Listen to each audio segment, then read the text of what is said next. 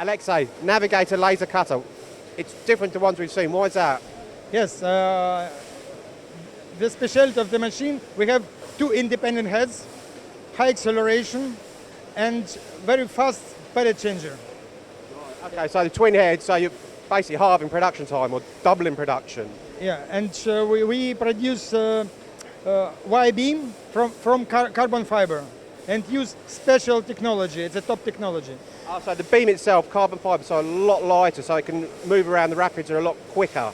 Yes, and we decide acceleration 1 or 2G and start to produce machine up to 10G acceleration. Impressive stuff. And also the actual table itself, the pallet, it can change very, very quickly. Yes, and we use special technology for pellet changer. Go on, and how fast can you change? About 6 seconds. 6 seconds. 6 seconds, yeah. And also the actual power of the laser, because it's that the laser, well, laser in the head is IPG and Precitech, but how powerful?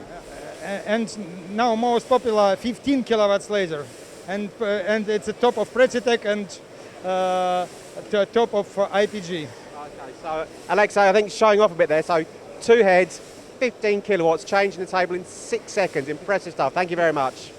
Thank you.